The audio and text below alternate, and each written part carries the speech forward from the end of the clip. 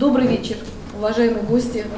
Мы рады приветствовать вас на нашей беседе, которая называется «Малая и большая Родина в творчестве российских и туркменских композиторов XX века». Ну и позвольте начать нам с музыки.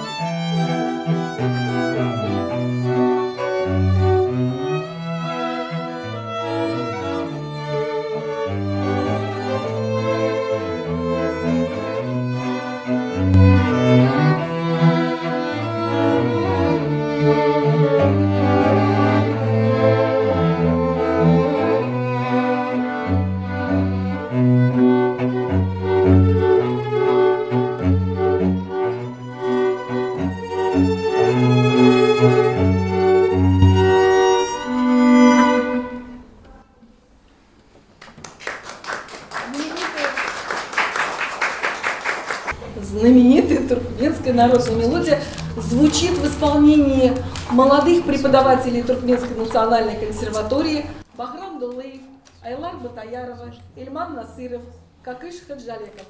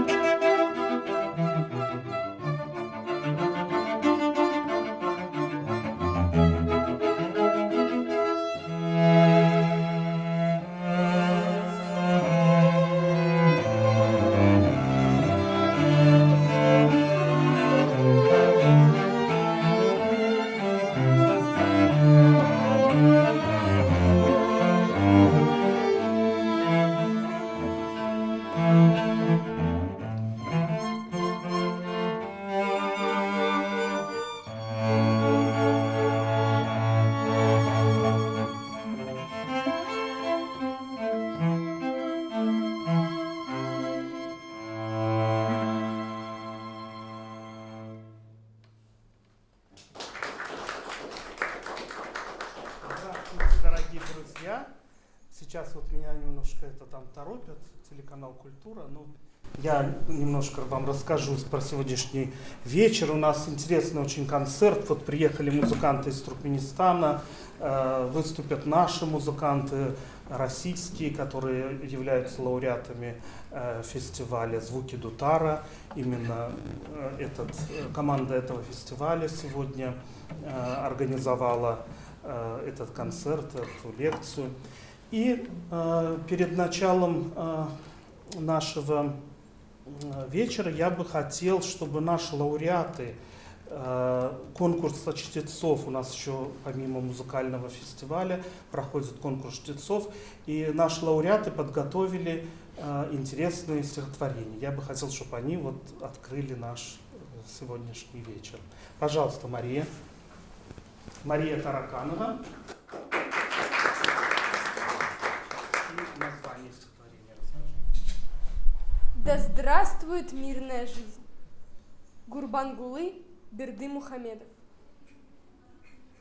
Слово мое из древности, слово мое не ново. Умолкните грома орудий.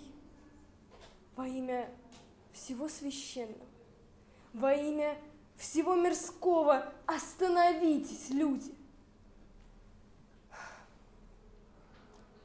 Все мы и стар, и млад, денно и ночно мечтаем о мире, о высшем чуде. Во имя всего божественного, во имя всего людского остановитесь, люди. То, что несет всем беды и горе несчастья большого, вечно таким и будет. Во имя всего бессмертного, во имя всего живого остановитесь, люди. Всякий, кто зло затеял, покуда еще есть время зло совершать, откажись. Доверие, мира основа, народы единое племя. Да здравствует мирная жизнь!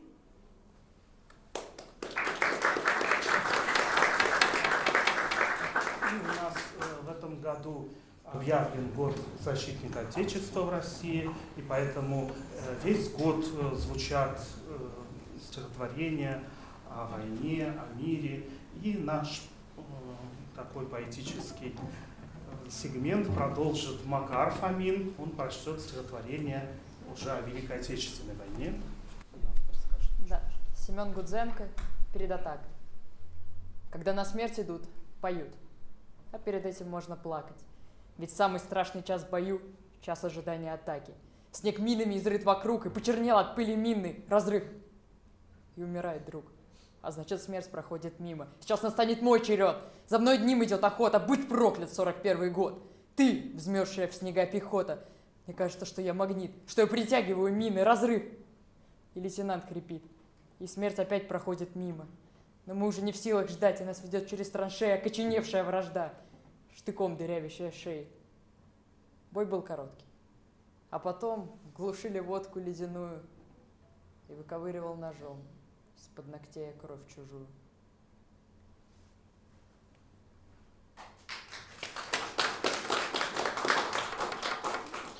Я с радостью представляю вам спикера, который проведет сегодняшнюю лекцию. Это Елена Павловна Осипова, доцент Туркменской национальной консерватории имени Майи Кулиевой.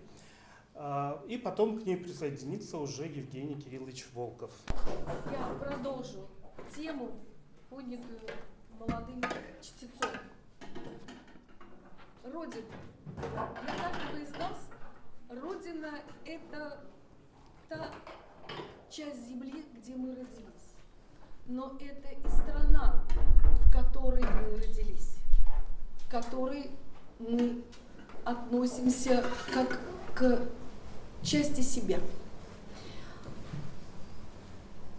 Для туркменских композиторов, которые родились и которые вошли в свое творчество в 20 веке, а я исхожу из темы нашей беседы «Большая и малая Родина», отчизна – это Туркменистан. А Родина – это та большая страна, которая дала им и духовную, и материальную основу. Что для любого человека означает любовь к родине? Она проверяется именно в те моменты, когда самой родине тяжело. Туркменские композиторы старшего поколения, прошедшие военное горнило, они до конца своей жизни сохранили особое отношение к военным событиям. И если в годы Великой Отечественной войны в Ашхабаде, куда были эвакуированы многие деятели культуры, и когда именно тогда сформировалась туркменская композиторская школа, многие произведения были связаны со словом, и они имели несколько такой плакатный характер, то после после окончания Великой Отечественной войны, со времени прошедшего от этой войны, больше интерес возбуждало инструментальное творчество, которое давало многосторонность понятия замысла композитора. Среди композиторов, прошедших Великую Отечественную войну, Вели Мухатов, народный артист СССР, народный артист Туркменистана, Ашир Кулиев, народный артист СССР, народный артист Туркменистана, Нурей Мухатов, народный артист Туркменистана, Араз Курбан Ниязов, Чарый Артыков, заслуженные деятели искусств Туркменистана. В каждом творчестве этих мастеров тема Великой Отечественной войны получила свое отражение. Но, на мой взгляд, наиболее значимым в инструментальном отношении это произведение Вели Мухатова.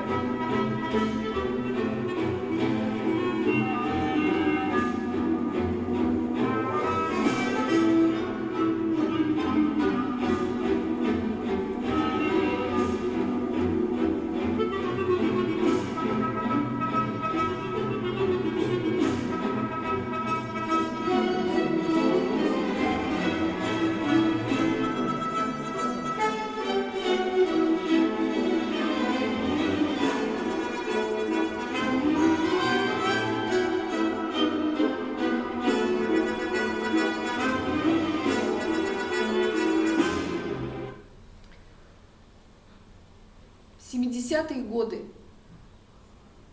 в Союз композиторов Туркменистана вошла целая элита молодых, талантливых авторов. Это хорошо знакомые фотографии всем, кто когда-то что-либо читал о туркменской музыке. Слева направо Аман Агаджиков, Нуры Халмамедов, Дурды Нуриев, Чары Нурымов, Реджеп Аллаяров и Реджеп Реджепов. Для них Великая Отечественная война была связана с воспоминаниями детства. Каждый из них обращался к этой теме. У Чары Нурымова это вторая симфония. Совершенно иная музыка. Музыка, которая поднимает проблему цены победы.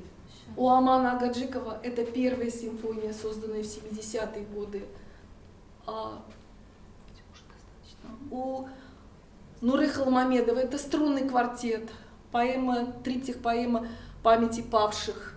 И еще одно неудивительное произведение — недослушанные песни детей Хиросимы и Нагасаки, где уже композитор выходит за рамки Великой Отечественной войны, и это уже произведение «Призыв к миру».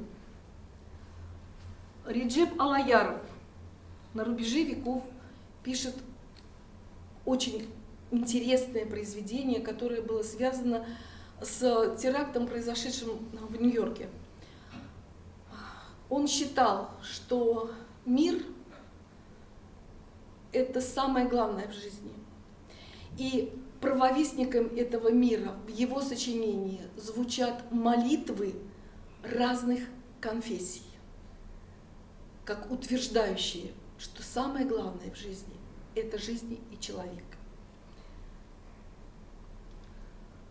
Но, как вы обратили внимание, все, что вы сегодня услышали, явно туркменская музыка. Потому что наши композиторы и вообще в туркменской музыкальной культуре основа основ – это народная музыка. Позвольте мне процитировать высказывание профессора, доктора искусствоведения Натальи Соломоновны Янов-Яновской. Осознавая различия между данными понятиями «наследие» и «традиция», заметим, однако, что грань между ними очень подвижна, гибка, подчас трудно обнаружима, особенно в условиях устного творчества, в силу диалектического единства канона и импровизации. По сути, традиция – это жизнь наследия в последующих поколениях.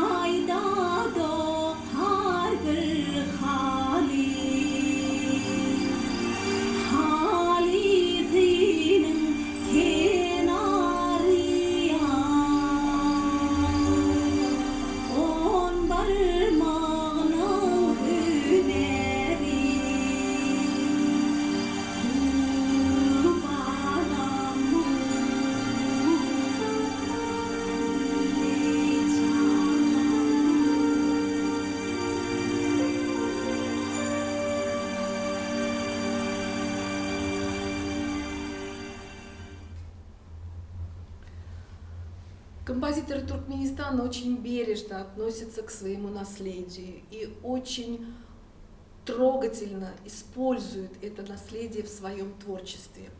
Потому что народная музыка, и ведь ее можно и испортить, если ее неправильно аранжировать. Это как камень драгоценный, который вы поместили в очень грубую оправу, и камень потерял свою красоту. Процесс обращения к народной музыке в творчестве туркменских композиторов связан в нескольких ракурсах. Прежде всего, это обработка народной песни. Следующий ракурс – это цитирование народной мелодии в своем произведении. Затем это, безусловно, использование тембральных особенностей туркменских народных инструментов, воспроизведение, фоническое воспроизведение этих тембров средствами оркестров, симфонического оркестра, камерного оркестра, может быть, просто отдельных инструментов, классических инструментов.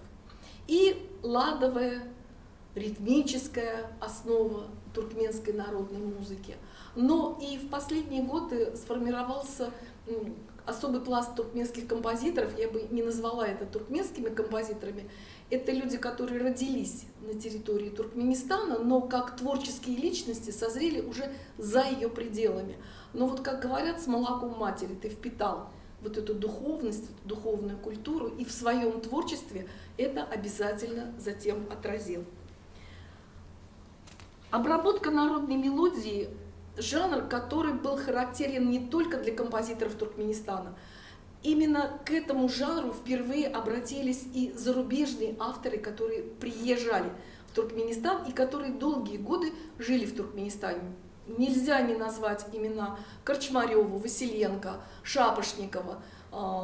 И эти люди, они оставили целое наследие обработок туркменских народных мелодий. С чем это было связано? Используя чисто народную мелодию, они использовали также в качестве гармонической основы тембральные особенности квартоквинтового строения туркменских народных инструментов, пытаясь это передать. Вы знаете,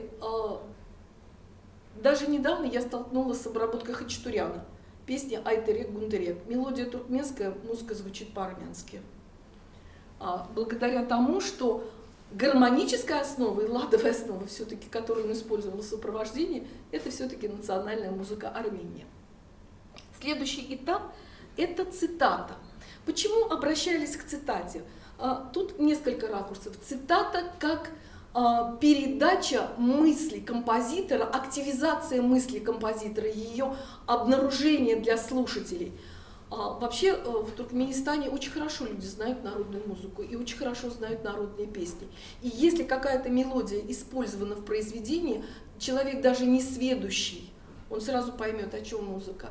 Особенно это ярко сказалось в произведениях военной тематики, потому что, как правило, там использовались плачи. А плач это сразу как-то трогает за душу. Вот. Второй принцип – это использование не только туркменской народной мелодии, но и мелодий и народных песен других народов, которые населяют Туркменистан. Курдская мелодия, допустим, мелодия Белуджи, русская музыка. В произведении Вели Мухатова, например, последнее произведение, его концерт для виолончели с оркестром, Вели Мухатович использует и курдскую танцевальную мелодию, потому что он родился в местечке и вырос в местечке, где курды были основным населением. Это у нас была такая тропическая зона, Багир называется. И в то же время принцип развития музыкального материала был характерен, вот ты вот слушаешь, и прям вот, ну вот как будто мелодия льется, как у Чайковского. И в то же время мы услышали там и Бетховена. То есть вот эти вот аллюзии, они обязательно присутствуют в этом произведении, расшифровывая нам замысел композитора. Более молодое поколение композиторов, оно не просто дает народную мелодию в адаптированном варианте, а включает ее в ее аутентичном звучании. И я хочу, чтобы вы послушали отрывок произведения Равшана Непесова.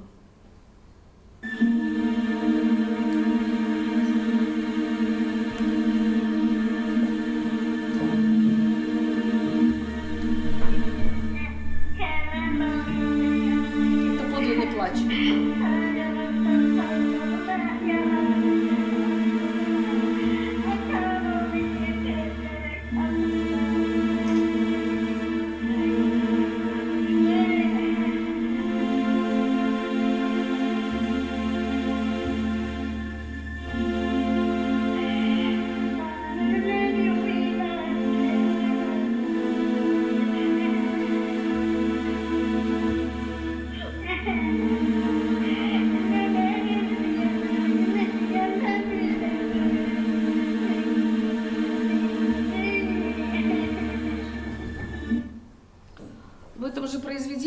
исполнении песни в заключении этого произведения звучит молитва, тоже в ее аутентичном варианте.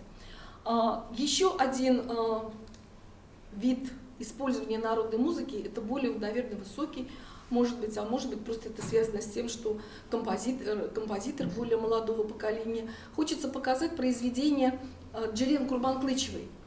Произведение «Соната для флейты и фортепиано» состоит из двух частей. Первая часть ронда, вторая часть сонатная форма. Так вот, в рондо сочетаются две стилистические основы. Первое – это в качестве эпизодов использован авторская мелодия и в том и в другом случае. То есть это стилистика современной музыки. А второй эпизод – это стилистика эпохи барокко, ну, может быть, классицизма, с народной мелодией, которая вкраплена в этот музыкальный текст.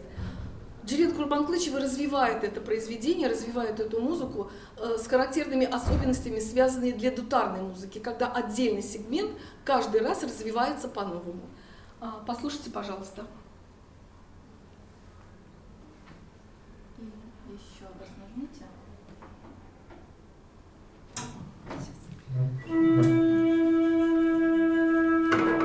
Это тема эпизодов. Каждый раз эпизод разный.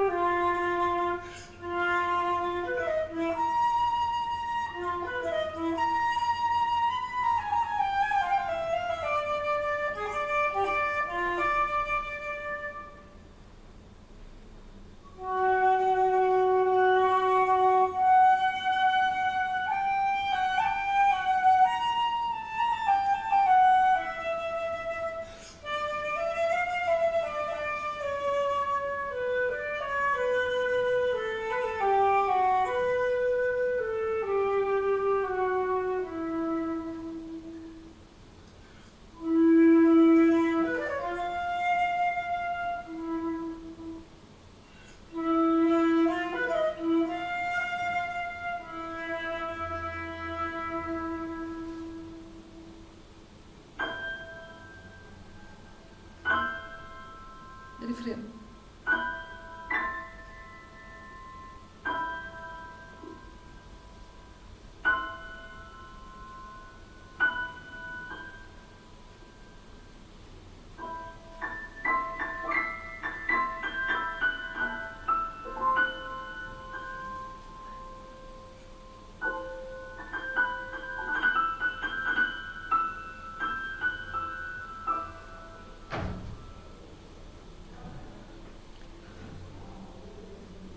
Я уже упомянула о том, что в туркменскую музыку пришли композиторы, чье творчество сформировалось за пределами Туркменистана. Но в их музыке осталась та духовность, которая свойственна туркменскому народу. Сегодня в концертной программе прозвучат сочинения Мамеда Гусейнова, один из ярких представителей композиторов, чей творческий облик как мастера сформировался уже за пределами его жизни в Туркменистане. И в заключение я хочу сказать, что наша страна отделилась, мы получили нейтралитет, мы получили независимость. И важно все равно то, что мы общаемся друг с другом, то, что мы учимся друг у друга, то, что связь туркменской музыки с музыкой их собратьей других республик бывшего Советского Союза, она не прервалась. А внутри страны для меня, например, очень важно то, что мы сумели сохранить народную культуру, мы сумели ее не только сохранить и популяризировать, но мы сохранили любовь к ней у молодого поколения, и ее знают, ее любят и ее понимают, эту музыку. Туркменская музыкальная культура и имеет древние корни, прошла свой индивидуальный путь развития. Но еще великий Аль-Фараби говорил: музыка, доставляющая людям большие удовольствия, не принадлежит какому-либо одному одаренному человеку. Над ней трудились все народы вместе во все времена. Она – результат долгих лет поиска и размышлений, в которой участвовали все люди. Я благодарю вас за внимание. Если у вас есть вопросы, я с радостью на них отвечу.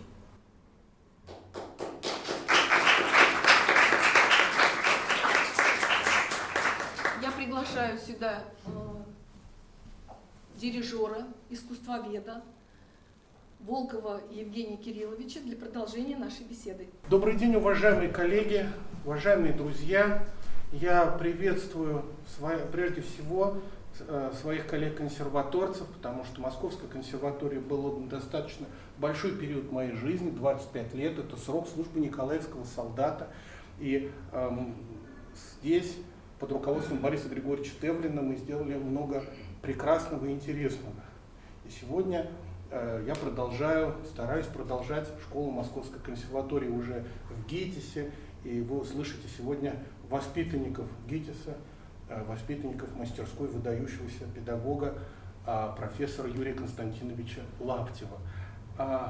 Я буду очень краток, потому что я же буду вести концерт, и какие-то общие сведения там буду говорить для слушателей.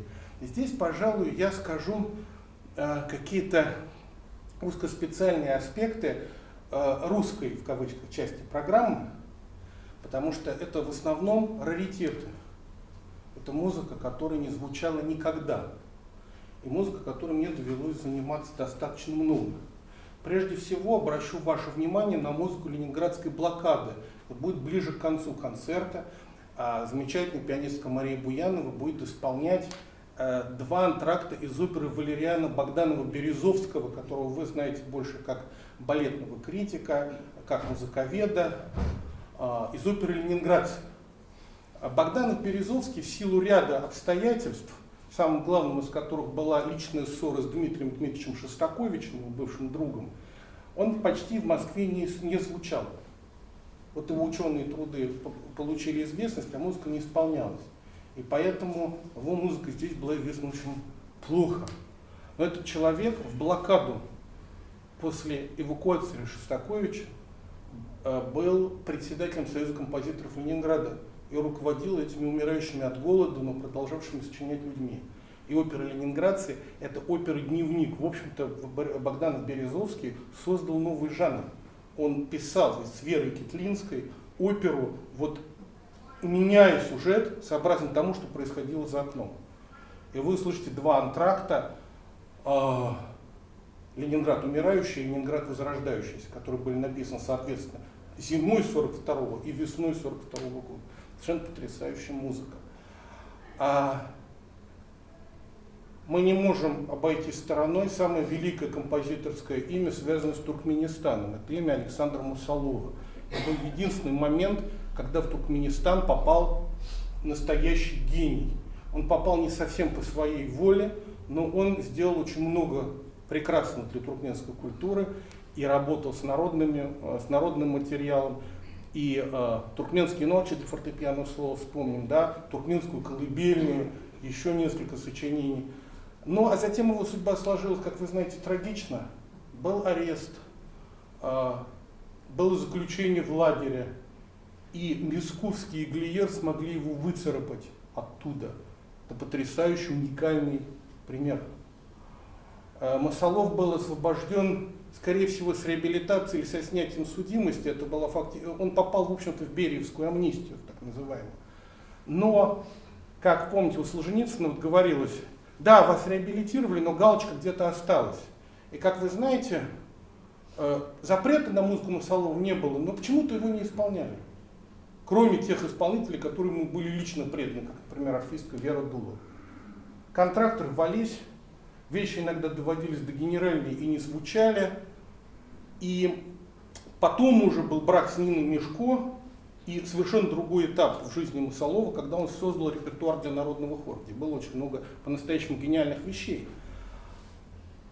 А между вот этими двумя моментами такая фигура умолчания. И сейчас есть музыканты, которые Масоловым занимаются, очень много сделали на радио Орфеева, вот дирижер Сергей Кондрашов записал много симфонических сочинений Масолова, и все равно он не исчерпал, не дораскопали до конца. Вот ваш покорный слуга лично 10 лет назад вместе с Александром Вениаминовичем Титовым, дирижером, мы поняли, что симфония у него на одну больше. Мы нашли еще одну симфонию Масолова, полностью законченную, симфонию «Украина», и исполнили ее в Санкт-Петербурге. А здесь можно сказать о корпусе военных песен Масолова. Тут надо поднять такую тему, я не знаю, занимается ли кто-то из музыковедов, тема военных стеклографий Союза композиторов. Надо сказать, что после тоже эвакуации верхушки на хозяйстве остался Леонтий Эдуардович Атармян, человек, который был прекрасным композитором сам, но он положил жизнь на то, чтобы служить своим коллегам. И вот он разворачивает кипучую издательскую деятельность. Он издает очень маленькими тиражами, это стеклография, это тираж 200-300 экземпляров на собачьей площадке, издает то, что он считает нужным. Не только в военной тематике, но и просто вот ту музыку, которую полностью не издавали в советское время. Как пример, например, вот музыкальное издательство Росмузгиз в 1929 году издало из 3 набросков Мясковского на Тютчева только 2, а он издает 3. И понимая, в каком состоянии находится именно Масолов, он берет из-под его пера фактически все. Он издает гигантское количество его военных песен, которые потом, в общем, никто не исполняет, потому что на этом имени определенный штамп стоит. Но удивительный вот этот вот человек, Атармян, который потом страшно пострадал в 1948 году, он это сделал для того, чтобы мы сейчас могли пойти и в Ленинке эти пожелтевшие страницы взять, и все-таки музыка не пропала. Вот сегодня будет мировая премьера, там стоит название «Песенка». Но когда вы слышите, на какие стихи это написано, вы очень удивитесь. И вы очень удивитесь, почему на эти стихи известна другая песня, которая по музыке просто хуже. А потому что Александр Масолов был репрессирован. Не почему другому. И еще что интересно, Масолов — это автор первой законченной оперы о Великой Отечественной войне. Опера «Сигнал» была закончена в сентябре 1941 года. Партитуру совсем недавно все-таки выцарапали из архива Нины Мешко и привезли в рукописный отдел Ленинской библиотеки. Но Атармян во время войны издал 2 фрагмента. Сегодня мы споем арию Вали. И вы тоже первый раз услышите фрагмент еще одной оперы Масолова. Вот такое у нас ждет сегодня волшебство музыкальное. Вот это все это из Ленинской библиотеки. Да, и Атармян издал куски из ленинградцев Богданова Березовского. С этой оперой тоже произошло все плохо. Опера была фактически закончена, там очень тяжелый сюжет. И вот возвращается Кировский театр. И первый сезон уже в Ленинграде, реэвакуированного театра, должен начаться этой оперы. Но возвращаются все эти падальщики, чиновники. И они вызывают Богданова Березовского и говорят: это у вас что там в опере? Люди от голода умирают? Это где-то у нас от голода умирали? Что вы тут написали? Забудьте про эту музыку. И надо сказать, что ведь было несколько сочинений, которые нельзя было играть даже сильно после Сталина. К ним относится, например, кантата Мясковского «Кремль ночью». Да, даже издание было, текст поменяли. Но мне говорили хормейстеры, что когда Свешников захотел с Госхором спеть «Кремль ночью», где-то году в 1967-м, ему сказали: не надо. Это там, где был такой душок, что типа антисоветчина. И вот то же самое было с ленинградцами. Я первый как вот взял эту партитуру в руки в Институте искусств на Исаакиевской площади и понял, что он пытался ее в 1965 году, к 20-летию Победы, пропихнуть на радио. И опять запретили. И там вообще куда ручки, куда ножки. Партитура в РИИ, а клавир в таком хранилище. Я не знаю, что там теперь произошло, куда это Курендис определил, в библиотеке Дома радио. Тогда мы попали туда с санкций губернатора, и я этот клавир видел, но что сейчас библиотека Дома радио, может быть, кто-то из петербургских коллег мне скажет, я не знаю. Но Атармян издал несколько фрагментов из оперы «Ленинградцы», в том числе уникальные фортепианные переложения, которых нету в авторских собраниях. И вот сегодня вы тоже услышите впервые. То есть это вообще вот такие вещи. Ну, про Вайнберга я немножко расскажу там, про Кирилла Волкова тоже расскажу там. И я не люблю сухое рассказывать, все-таки я практик. 8 августа было 75-летие со дня смерти Николая Яковлевича Мясковского. Он тоже писал военные песни.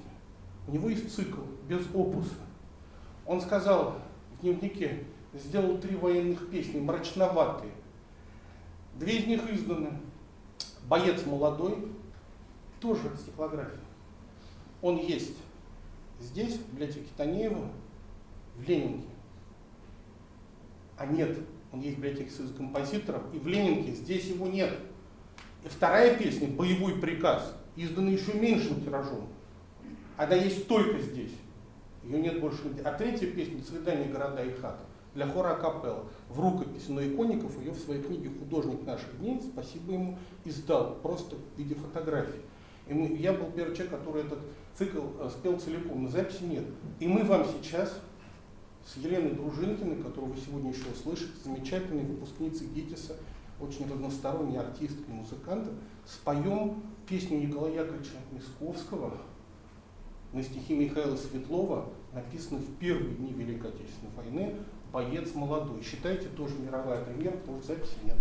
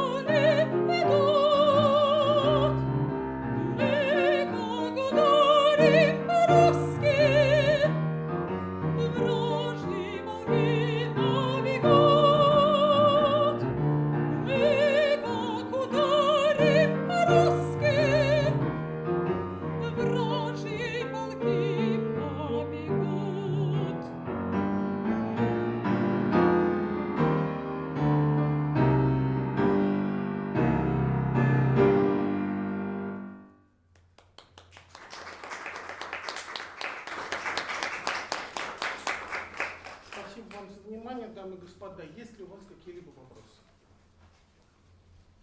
Ну, если что, можно поговорить потом где-то в антракте, уже в индивидуальном порядке. Самое главное, программа достаточно большая, но так делал и Борис Григорьевич Тевлин. Вот ее надо слушать погружением, потому что мы хотим воспользоваться случаем и дать вам максимум хорошей музыки, которую очень трудно где-либо еще услышать.